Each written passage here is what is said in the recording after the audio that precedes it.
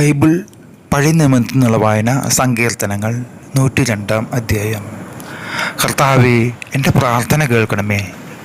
എൻ്റെ നിലവിളി അങ്ങയുടെ സന്നിധിയിൽ എത്തട്ടെ. എൻ്റെ കഷ്ടതയുടെ ദിനത്തിൽ അങ്ങ് എന്നിൽ നിന്നും മുഖം മറക്കരുതേ. അങ്ങ് എനിക്ക് ചെവി തരണമേ. ഞാൻ വിളിച്ചപേക്ഷിക്കുമ്പോൾ വേഗം എനിക്കുത്തരം അരുളണമേ. എൻ്റെ ദിനങ്ങൾ പുക പോലെ കടന്നു പോകുന്നു. എൻ്റെ അസ്ഥികൾ തീക്കൊള്ളി പോലെ എരിയുന്നു. എൻ്റെ ഹൃദയം പുല്ലുപോലെ വാടിപ്പോകുന്നു. ഞാൻ ആഹാരം കഴിക്കാൻ മറന്നു പോകുന്നു. കരഞ്ഞു കരഞ്ഞ് ഞാൻ എല്ലും തോലുമായി. ഞാൻ മരുഭൂമിയിലെ വേഴാമ്പൽ പോലെയാണ്, വിജനപ്രദേശത്തെ മൂങ്ങ പോലെയും. ഞാൻ ഉറക്കം വരാതെ കിടക്കുന്നു. പുരമുകളിൽ തനിച്ചിരിക്കുന്ന പക്ഷി പോലെ ഏകാഗിയാണ് ഞാൻ. എൻ്റെ ശത്രുക്കൾ ഇടപെടാതെ എന്നെ നിന്ദിക്കുന്നു. എൻ്റെ വൈരികൾ എൻ്റെ പേര് ചൊല്ലി ശപിക്കുന്നു. ചാരം എൻ്റെ ആഹാരമായി തീർന്നിരിക്കുന്നു. എൻ്റെ പാനപാത്രത്തിൽ കണ്ണീർ കലരുന്നു. അങ്ങയുടെ രോഷവും ക്രോധവും കൊണ്ട് തന്നെ അങ്ങ് എന്നെ വലിച്ചെറിഞ്ഞു കളഞ്ഞു. സായാഹ്നത്തിലെ നിഴൽ പോലെ എൻ്റെ ദിനങ്ങൾ കടന്നു പോകുന്നു. പുല്ലുപോലെ ഞാൻ വാടിക്കരിഞ്ഞു പോകുന്നു.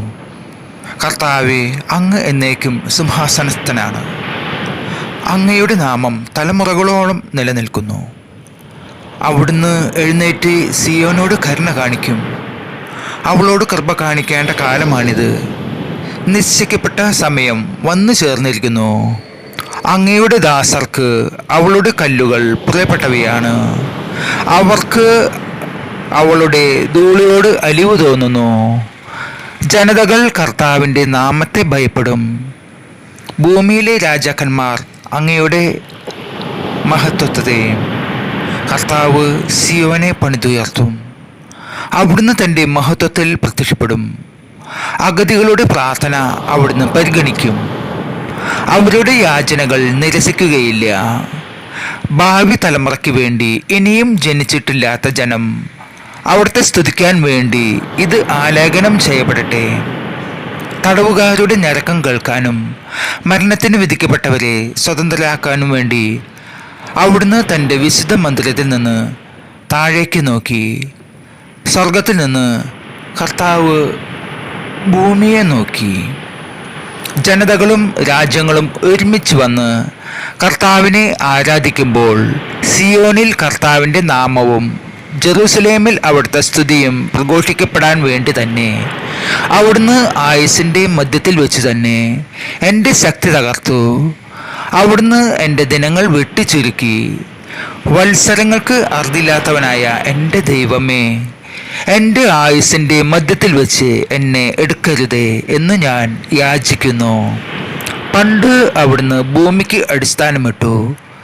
ആകാശം അങ്ങയുടെ കരവേലയാണ്. അവ നശിച്ചു പോകും, എന്നാൽ അങ്ങ് നിലനിൽക്കും. അവയെല്ലാം വസ്ത്രം പോലെ പഴകിപ്പോകും. ഉടുപ്പ് മാറുന്നത് പോലെ അങ്ങ് അവയെ മാറ്റും. അവ കടന്നു പോവുകയും ചെയ്യും, എന്നാൽ അങ്ങേക്ക് മാറ്റമില്ല.